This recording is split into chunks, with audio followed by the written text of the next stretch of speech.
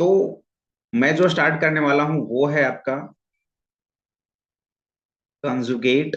मैं कवर करने की कोशिश करूंगा ये portion, conjugate modulus and argument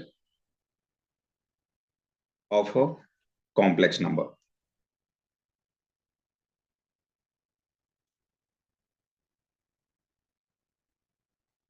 so ये मैं स्टार्ट करने वाला हूँ आज, conjugate modulus and argument of a complex number. बहुत इंटरेस्टिंग है। दो जो students were preparing for JEE mains advance etcetera, उसमें काफी अच्छे क्वेश्चंस आते हैं। बट आज मैं एक इससे रिलेटेड कॉन्सेप्ट्स को समझाने वाला हूँ। ठीक है, तो चलिए सर स्टार्ट किया जाए। सबसे पहले कंजुगेट की ओर मूव करते हैं कि ये कंजुगेट है क्या। ठीक है, first of all conjugate of a complex number, ये क्या है कंजुगेट। कॉम्प्लेक्स नंबर में इस कंजुगेट का क्या यूज है वो हम लोग देखेंगे। तो बहुत ही इजी वे में हमें ये देखना होगा, कुछ खास है नहीं, नॉर्मल बस हमें ध्यान देने की जरूरत है कि क्या इसका रोल है। जैसे मैं अगर आपको बताऊं कि √25 that means +-5, reciprocal of 5 that is 1/5 et cetera, मतलब ये ऑपरेशंस हैं। तो ये कॉम्प्लेक्स नंबर का जस्ट ऑपरेशंस दिख रहा है आपके सामने, कंजुगेट हो गए, मॉडुलस हो गए एंड आर्गुमेंट हो गए। तो ये एक ऑपरेशन है, कैसे वर्क करता है ये कंजुगेट ऑफ कॉम्प्लेक्स नंबर, उन पे हम लोग आज देखने वाले हैं। तो जैसे अगर मैं ऐसा कुछ बोलूं कि if z equals to x plus i y, यही है ना, this is your real part and this one is your imaginary part. If z equals to x plus i y, then its conjugate will be then its conjugate is obtained by changing, ऐसे कुछ बोल सकते हैं, by changing the sign of its imaginary part। ये important है। Okay, and is denoted by and is denoted by z bar। Clear. ये बोल रखा है if z equals to x plus i y, ये हमारा अगर complex number, then its conjugate is obtained by changing the sign of its imaginary part। कभी कभी बच्चे अक्सर मिस्टेक यहाँ पे कुछ कर जाते हैं कि कहीं ऐसा कुछ लिखा रहता है कि find the conjugate of just like -7i+2, suppose ये कुछ लिखा है। तो बच्चे क्या करते हैं कि सिंपली ये साइन को चेंज कर देते हैं, -7i-2 कर देते हैं, जो कि बिल्कुल गलत हो जाता है। उनके माइंड में बस यही घूमता रहता है कि सर ये जो प्लस साइन है बस उसे चेंज कर देना, माइनस है तो plus, plus and minus. But ये डेफिनेशंस में नहीं लिखा है, डेफिनेशंस में डायरेक्टली लिखा है if z equals to x plus i y, then its conjugate is obtained by changing the sign of its imaginary part. That means imaginary part का जो साइन होता है उसे आप चेंज करके जो भी वैल्यू आपके पास आ रहा है, that is your conjugate of complex number, that is represented by z bar. I hope clear है। तो अगर मैं छोटा सा इसके बारे में बोलूं तो ऐसा भी बोल सकते हैं कि z bar can be treated as image of z, ये भी बोल सकते हैं हम लोग, image of z in a real axis. That means ये हुआ आपके सामने कि अगर ये हमारे पास एक्सिस है तो this is your real part of z and this is your imaginary part of z। यही हम आगे अभी देखने वाले हैं थोड़ी देर के बाद, आर्गन प्लेन, उसमें हम लोग यहाँ पे चर्चा करेंगे। तो ये आपका रियल पार्ट है, ये आपका इमेजिनरी पार्ट है, यहाँ पे आपका z है, क्योंकि x प्लस आई वाई, ये आपका x हो गया इमेज रियल पार्ट, एंड ये हो गया इमेजिनरी y एक्सिस, ये हो गया इमेजिनरी वाला पार्ट y। तो ये हमारा z हो गया, this is your x plus i y. ठीक है, दिस इज योर z। अब इसके इमेज की बात करें तो ये z है, यहाँ पे अगर इसका इमेज देखे रियल एक्सिस के अबाउट, तो यहाँ पे आपका बन जाएगा z बार। ठीक है, इसका इमेज की बात करें, ये हमारा हो जाएगा -z, क्योंकि ये देखिए आप z एक्सिस है ना, इस तरह से ये -z हो जाएगा और यहाँ पे हो जाएगा -z बार। तो ये बेसिक थिंग्स हैं, इस पे भी हम लोग चर्चा करेंगे आगे। नॉर्मली अभी हम लोग कॉन्जुगेट देख रहे हैं, z equals to x plus y i i y and its conjugate is obtained changing the sign of its imaginary part. एक छोटे से एग्जांपल्स की ओर मूव करें कि कैसे क्वेश्चंस बिल्ड होंगे, कैसे क्वेश्चंस हमारे सामने आ सकते हैं। फॉर एग्जांपल, मैं यूं बोल दूं कि 2 + 3i, what's the conjugate of this? तो आप बोलेंगे sir this is your 2 - 3i because this sign is plus and minus. No no no no, ये नहीं ध्यान देना कि सर ये प्लस है तो माइनस कर देंगे। नो, इमेजिनरी पार्ट है आपका 3i, इसके साइन प्लस है ना, इसी वे में हम लोग प्लस की जगह पे माइनस किया है। अगर हमारे पास रहेगा 3 - 4i, ठीक है, इसे कंजुगेट, इसका कंजुगेट क्या हो जाएगा? 3 + 4i। आई का साइन जो है निगेटिव है तो हमने पॉजिटिव किया। अगर मैं यूं एग्जांपल ले लूं, let suppose 4i, conjugate of 4i that will be what? तो 4i is nothing but 0 + 4i। आप ये भी तो बोल सकते हैं ना, 0 + 4i। तो ये क्या हो जाएगा? +4i है, साइन चेंज होगा, दैट मीन्स -4i। तो ये हमारा हो गया। कभी कभी ये जो मैंने यहाँ पे एग्जांपल दिया था -7i + 2, तो what's the conjugate of this? तो अगर किसी बच्चे ने ऐसे डायरेक्ट लिख लिया -7i और प्लस है तो -2, तो ये जैसे ही करेगा वो गलत हो जाएगा। कभी ऐसा करना ही नहीं है, क्योंकि इमेजिनरी पार्ट का साइन क्या है? निगेटिव, हमें इसे पॉजिटिव करना है, दैट मीन्स ये हो जाएगा 7i, और बाकी जैसे है वैसे ही रखना है। तो this is the conjugate of -7i + 2, that is 7i + 2। अगर मैं ऐसा बोलूं कि 3 का कंजुगेट क्या होगा, तो what's the conjugate of 3? That mean this will be always 3। Clear? I hope यहां तक कोई दिक्कत नहीं होगी। देन इसके बाद कभी कभी एग्जाम पॉइंट ऑफ व्यू में मैंने देखा है क्वेश्चंस भी आते हैं, क्वेश्चंस बनते भी हैं। एक छोटा सा क्वेश्चंस मैं ले रहा हूँ, ये कॉन्सेप्ट्स अगर हो गए तो उससे रिलेटेड एक छोटे से क्वेश्चन, कि अगर मैं ऐसा कुछ बोल दूं, if z equals to suppose 2 + 3i, and then we have to find the value of z to the power 5 plus z bar to the power 5 is equal to what? अगर ऐसा कुछ आ गया तो कैसे आप सॉल्व कर पाएंगे? क्या अप्रोच होगा आपके सॉल्व करने का? तो नॉर्मल चीज है सर। आप बोलेंगे कि अच्छा अच्छा ये चीज है, चलो एक काम करते हैं, z equals to we have given 2 + 3i, तो z equals to 2 + 3i to the power 5 and plus z bar. First of all, we need to find z bar, and z bar will be 2 - 3i. Okay, so 2 - 3i and that power is 5. Now what's the real process?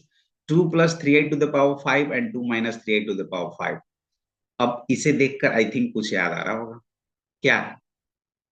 हमने एक chapter binomial पढ़ा है, binomial theorem. तो binomial expansion देखा था ना, उसी का यूज यहाँ पे आप देखने को मिल सकता है कि बाइनोमियल एक्सपेंशंस में क्या होता था। जस्ट अगर मैं ये बता दूं कि ऐसा कुछ सीन था, x + y to the power n, है ना, इसकी वैल्यूज को कैसे लिखा जाता था? Expansion nc0 x to the power n plus nc1 x to the power n-1 y1, ऐसे ही चलते रहता था ये, ncn x to the power 0 y to the power n। Approach तो आपका यही था। और दूसरा केस आया था x - y to the power n। इसमें क्या होता था? जस्ट अल्टरनेट, जो भी वैल्यूज हैं, ये प्लस, यहाँ पे minus, plus minus, plus minus, plus minus, ऐसे चलता था। यानी ये जस्ट ऐसा लिखा जाएगा, ncn x to the power n, यहाँ निगेटिव साइन हो जाएगा, nc1 x to the power n-1 y1, then positive, ऐसे अप्रोच चलता जाएगा। Clear? And let's suppose this is your equation number 1 and this is your equation number 2। Just आप सोच सकते हैं बाइनोमियल थ्योरम में क्या हुआ था। इन दोनों को अगर मैं ऐड कर दूं तो क्या होगा? After addition this will be cancelled, because here plus and here minus. So 1 3, यानी कि ऑड नंबर्स जो भी होंगे ना वो सारे कैंसल्ड आउट हो जाएंगे, तो बचेगा क्या हमारे पास? ओनली इवन, और वो भी 2 टाइम्स। मतलब अगर इन दोनों को ऐड कर दिया जाए तो x + y to the power n plus x - y to the power n, that will be 2 times होता था ना, nc0 x to the power n plus यहाँ पे nc2 वाला पार्ट आ जाएगा, nc4 nc6, ऐसे चलता जाएगा। ये हमने देखा था बाइनोमियल में। तो क्या उसी का यूज किया जा सकता है यहाँ पे? बिल्कुल किया जा सकता है, and by the help of binomial theorem आसानी से इसको टैकल किया जा सकता है। इन चीजों को हम लोग कैसे सॉल्व कर सकते हैं? ये 2 टाइम्स हो जाएगा, ओनली क्या हो जाएगा, ऑड नहीं, ऑड तो सारे कैंसिल हो जाएंगे, इवन पोर्शन रहेंगे, यानी कि 5c पावर 5 है ना, 5c 0 2 टू द पावर 5, ठीक है। देन प्लस 0 के बाद 2 आ जाएगा, 2 टू द पावर 3, एंड ये 3i टू द पावर कितना हो जाएगा, 2 हो जाएगा, प्लस फोर्थ पावर हो जाएगा 2 टू द पावर 1, एंड ये 3i टू द पावर 4।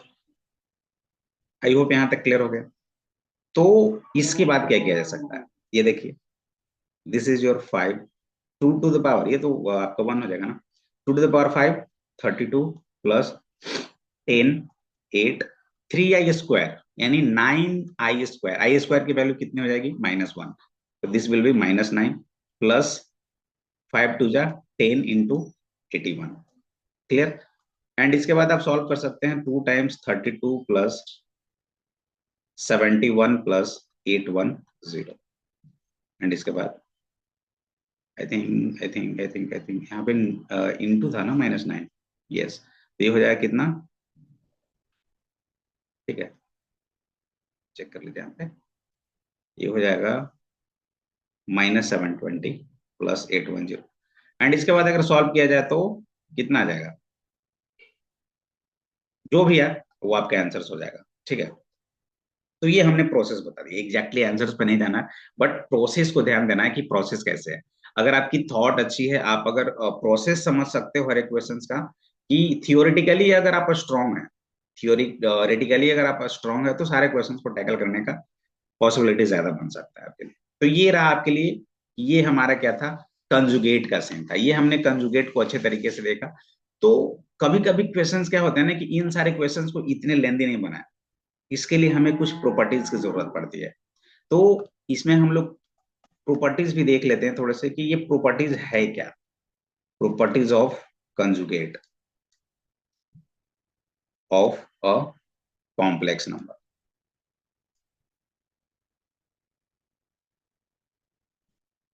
क्या है ये प्रॉपर्टी, कुछ कुछ इंपॉर्टेंट इंपॉर्टेंट प्रॉपर्टीज हैं जो कि देखने योग्य हैं कॉम्प्लेक्स नंबर्स में। जैसे कि अगर मैं ऐसा कुछ बोल दूं कि जेड बार और इसका भी बार है, तो जस्ट थिंक यार, x plus i Y, clear है ना, इस जेड का बार क्या हो जाएगा, एक्स माइनस आई वाई, ठीक है। अगेन इसका बार निकालिए, तो वही हो जाएगा ना, जेक्स एक्स प्लस आई वाई ही, तो जो था वही आ गया।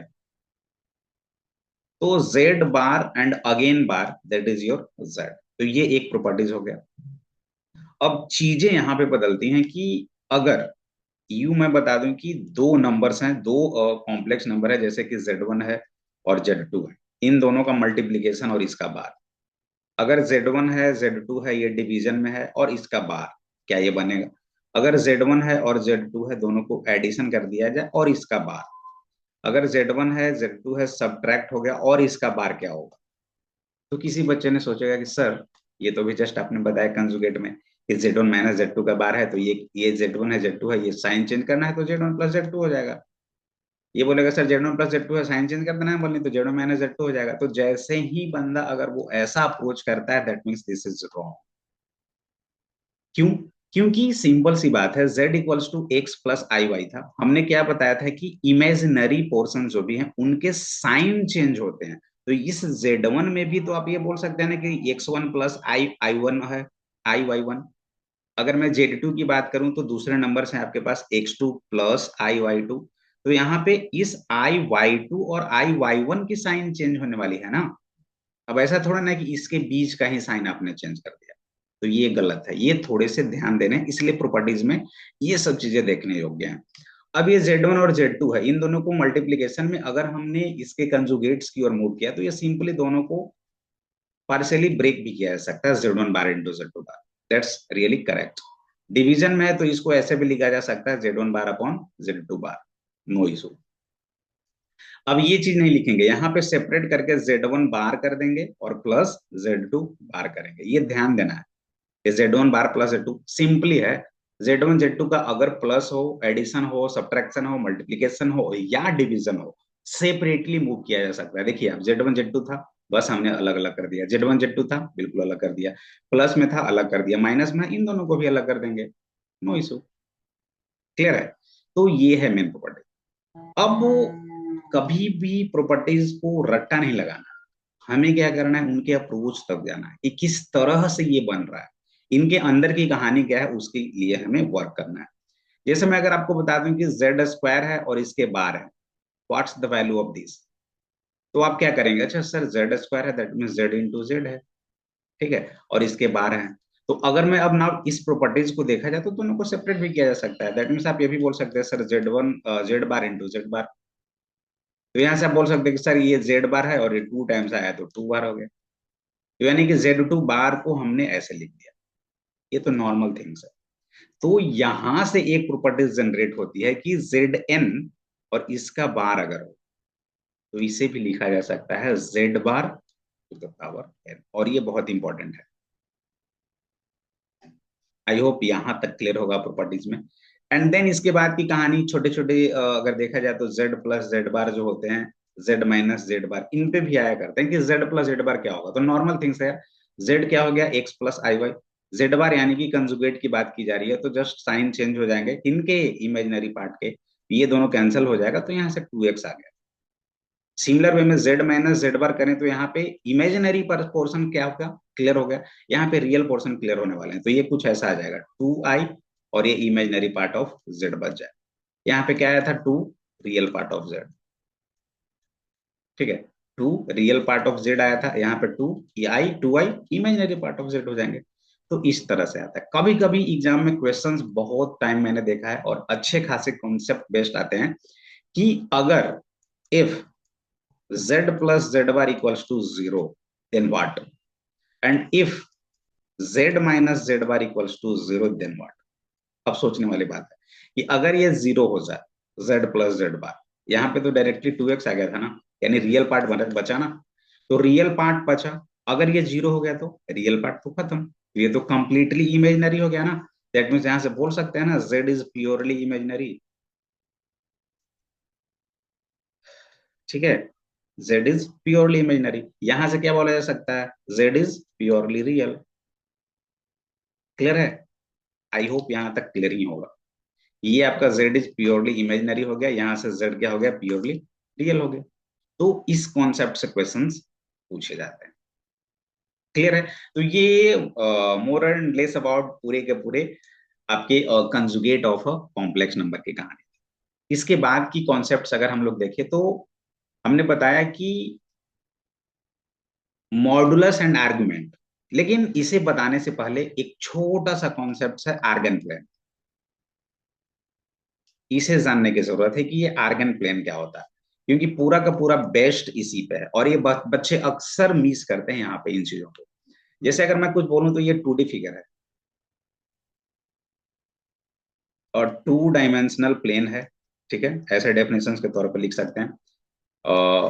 हैविंग एक्सेस जो है, having axes as real part of z बोलिए and imaginary part of z, ठीक है, इज कॉल्ड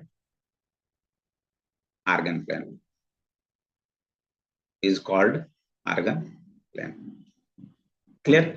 अब इसमें एक छोटी सी कहानी यह है कि we represent we represent the complex number, जो भी आपके पास कॉम्प्लेक्स नंबर है, we represent the complex number.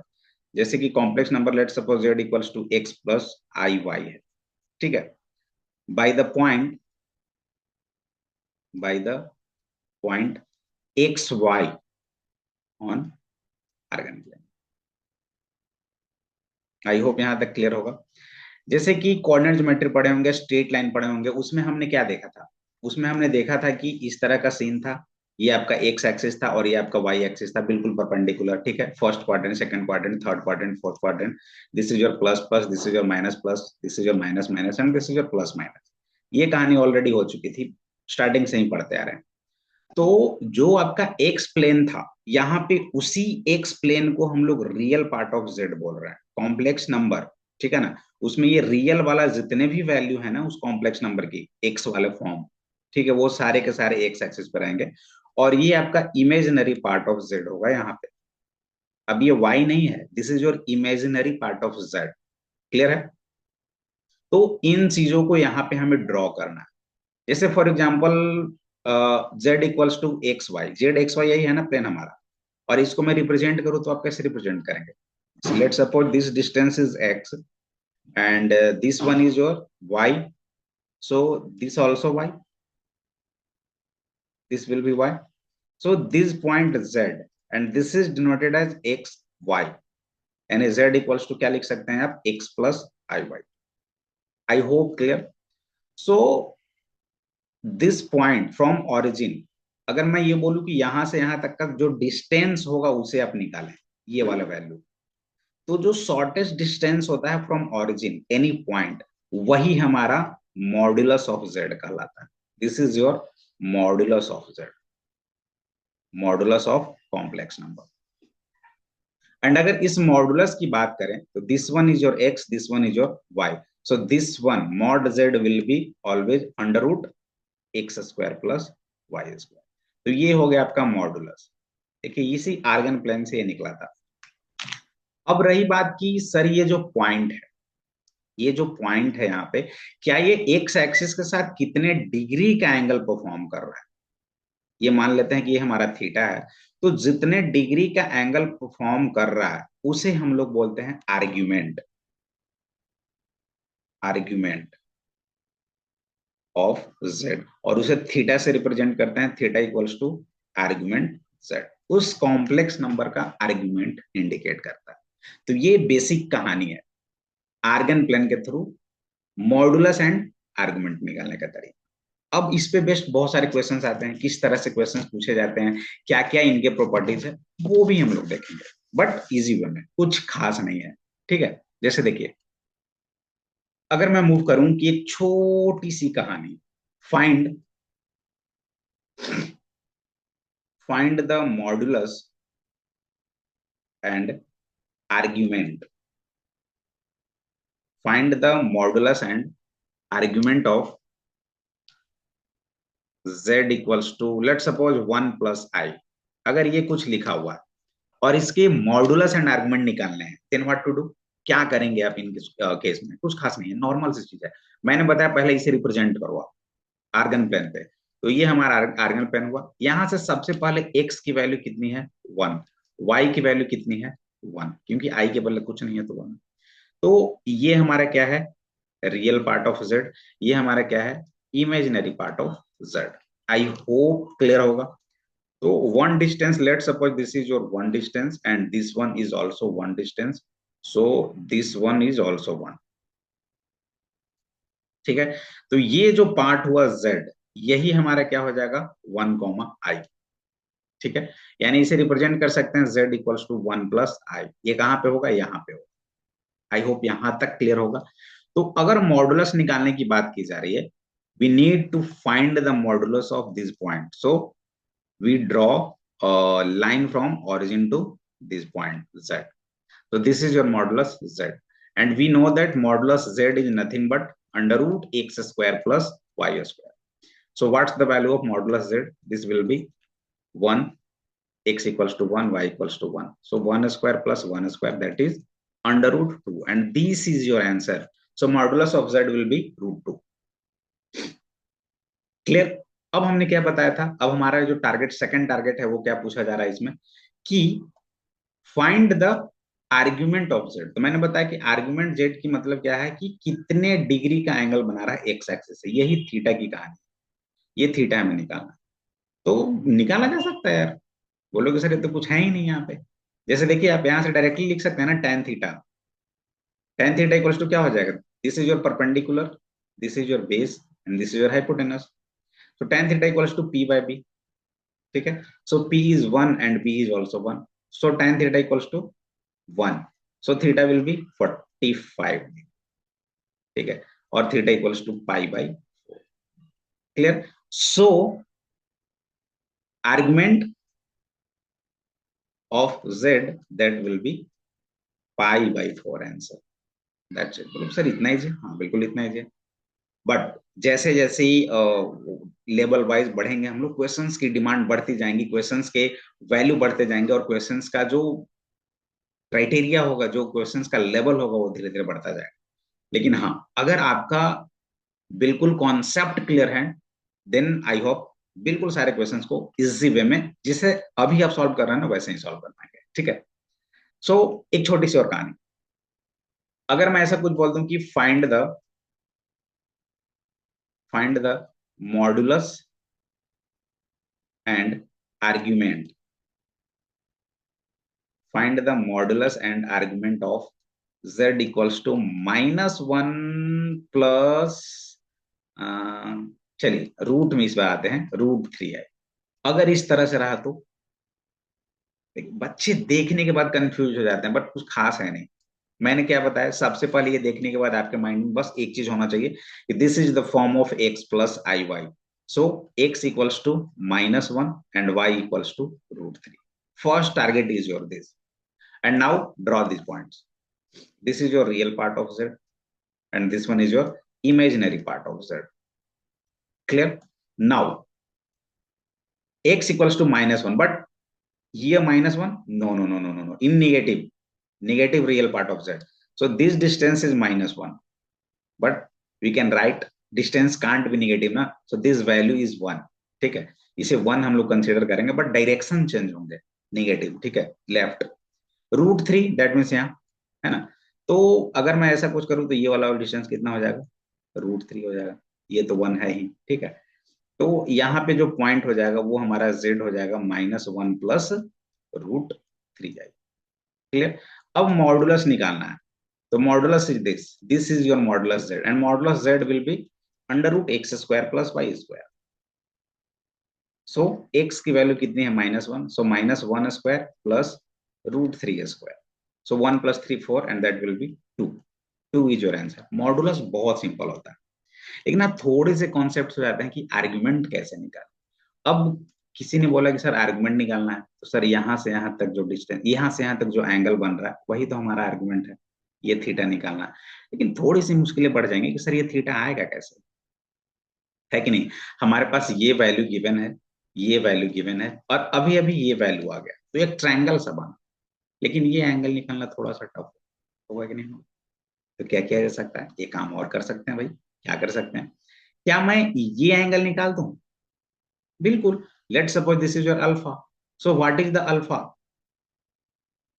Alpha के लिए अगर मैं देखूं तो ये परपेंडिकुलर हो जाएगा, ये बेस हो जाएगा। सो अगर मैं ऐसा कुछ लिख दूं कि tan alpha equals to what, p/b, यानी √3/1, है ना। ये तो सिंपल हो गया। tan अल्फा इक्वल्स टू क्या हो जाएगा, √3। तो अल्फा की वैल्यू कितनी हो जाएगी, 60 डिग्री। अल्फा की वैल्यू कितनी हो गई, 60 डिग्री, यानी अल्फा इक्वल्स टू π/3। अल्फा हमारे पास आ गया, बट अगर अल्फा आ गया तो थीटा भी निकाल सकते हैं। So theta equals to 180 degree -60 degree, that means your 120 degree, है कि नहीं है, 120 डिग्री आ गया, डन। तो ये तो थीटा आ गया हमारे पास 120 डिग्री, और यही हमारा आंसर भी होगा। यानी कि इसकी वैल्यू अगर देखें तो 2π/3 हो जाएगा, रेडियन कन्वर्जन, ठीक है। तो क्या हम लोग यहां से लिख सकते हैं, argument of z that is equals to pi minus, ये जो हमारा एंगल आया पाई, यानी कि 180 माइनस अल्फा, है ना, pi minus π/3, and that will your 2π/3। So argument of z will be 2π/3। Clear? कुछ कॉन्सेप्ट समझ आ रहा है। हमने फर्स्ट वाले केस में देखा क्या, ये वाली केस ना फर्स्ट क्वाड्रेंट में था, नॉर्मल। सेकंड वाले कॉन्सेप्ट में हमने क्या देखा, सेकंड क्वाड्रेंट। तो अगर थर्ड और फोर्थ में क्या होता है वो भी हम लोग जल्दी से देख लेते हैं, देन प्रॉपर्टीज को रिमूव करेंगे। कि अगर मैं कुछ ऐसा बोल दूं कि एक एग्जांपल लेते हैं, let suppose find the modulus,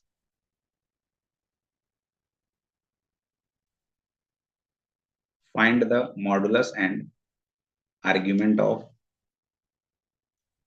find the modulus and argument of suppose -√3 and -i, ये भी तो हो सकता है ना। तो इसके लिए क्या करेंगे, once again first target is our x equals to -√3 and y equals to -1। Now diagram देखना, नेगेटिव नेगेटिव यानी कि थर्ड क्वाड्रेंट में जाने वाला है। -√3 x की वैल्यू है, तो -√3 मान लेते हैं यहाँ पे होगा, यानी √3 डिस्टेंस, -y यानी कि यहाँ पे डिस्टेंस, ये मान लेते हैं कि 1 है, ठीक है। तो इन दोनों पॉइंट से मिलकर यहाँ पे z आने वाला है इस बार, z इक्वल्स टू -√3 - i। तो अगर जेड यहाँ पे आ गया तो बहुत आसान है यार, ये मॉडुलस निकालना बहुत आसान होता है, modulus of z, and modulus of z will be under root x square plus y square, and this will be minus root 3 square plus minus 1 square. So 3 plus 1 4 यानी 2, 2 will be the answer modulus. अब रही बात कि sir argument कैसे निकालें, तो argument के लिए सबसे पहले तो यहां से यहां तक का एंगल क्या हो, है कि नहीं है। अब किसी ने बोला कि सर ये एंगल निकालना थोड़ा टफ नहीं हो जाएगा, तो उसने सोचा कि नहीं नहीं मैं ये काम करता हूँ ना कि इस एंगल की ओर मूव करता हूँ कि ये एंगल क्या है, एक्स के साथ ही निकालना है तो ये निकाल लेता हूँ मैं एक्स के साथ। तो लेट्स चेक यहां से क्या हो जाएगा, अगर मैं अल्फा की ओर मूव करूं तो टेन अल्फा इक्वल्स टू क्या हो जाएगा, देखिए इसके लिए परपेंडिकुलर ये हो जाएगा, बेस ये हो जाएगा, तो ये डिस्टेंस कितना है 1, तो 1/√3, तो अल्फा की वैल्यू आ गई 30 डिग्री। ये अल्फा 30 डिग्री आ गई, तो थीटा की वैल्यू कितनी हो जाएगी, यहां से यहां तक 180 डिग्री है ना, this one is your 180 plus 30, 180 degree plus 30 degree यानी कि 210 degree. So theta will be this, so argument is 210 degree, ये बोल सकते हैं। अब किसी ने बोलेगा सर अगर आपने ये दो इस तरह से एंगल निकाला तो क्या मैं ऐसे नहीं निकाल सकता कि एक्स से ही निकालना है ना, तो मैं ये काम करता हूँ ना कि ये एंगल ही निकाल देता हूँ। ठीक है, ये आपका पॉजिटिव एंगल है, वी नो, एंटी क्लॉकवाइज है ना पॉजिटिव, लेकिन क्लॉकवाइज में अगर जा रहे हैं तो निगेटिव आएगा, नो इशू, मैं ये भी तो निकाल सकता हूँ ना। बिल्कुल सही है। जब ये हमारा 30 डिग्री है तो ये कितना डिग्री होगा, इधर से अगर मूव करें तो 150 डिग्री, लेकिन निगेटिव में। तो किसी ने बोला कि सर -150 डिग्री भी तो हो सकता है, देख रहे हैं सर 30 डिग्री भी, 210 डिग्री भी, 150 -150 डिग्री भी, तो क्या ये कंडीशन होगा, क्या हमारा सही आंसर होगा। सो 2 या 3 4 मिनट के बाद मैं इस पे आता हूँ। तो आपने यहां से लिख देंगे कि sir argument of z equals to -pi plus इसके साथ पाई/6 ऐड हो रहा है ना, दैट मीन्स -5 पाई/6 यानी कि -150 डिग्री, ये हमारा आंसर होगा। ठीक है, जस्ट होल्ड।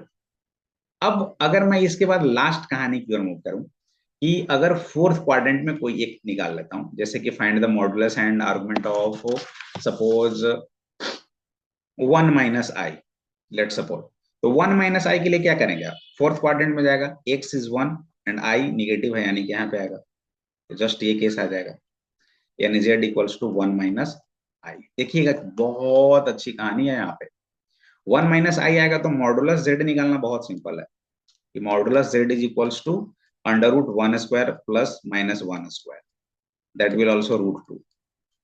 आई होप यहाँ तक क्लियर है। लेकिन अगर आर्गुमेंट की बात करें तो फिर बोलोगे सर यहाँ से यहाँ तक एंगल, किसी ने बोला नहीं नहीं सर मैं यही निकालूंगा निगेटिव के साथ, तो हाँ भाई निकाल लो ना जो निकालना है। ये डिस्टेंस क्या है 1, ये डिस्टेंस क्या है 1, तो यहाँ से अगर मैं आर्गुमेंट जेड निकालूं तो ये कितना हो जाएगा tan थीटा, ये देखो ये भी हमारा 1 ही है ना, ये भी हमारा 1 ही है, तो ये क्या हो जाएगा 1 है थीटा यहाँ पे मान लेते हैं अल्फा, तो tan अल्फा कितना हो जाएगा 1 यानी कि 45 डिग्री, यानी कि अल्फा की वैल्यू आ जाएगी 45 डिग्री पाई/4, अल्फा कितना आ गया पाई/4 लेकिन निगेटिव के साथ, तो थीटा इक्वल्स टू -पाई/4, और ये हमारा आर्गुमेंट हो जाएगा।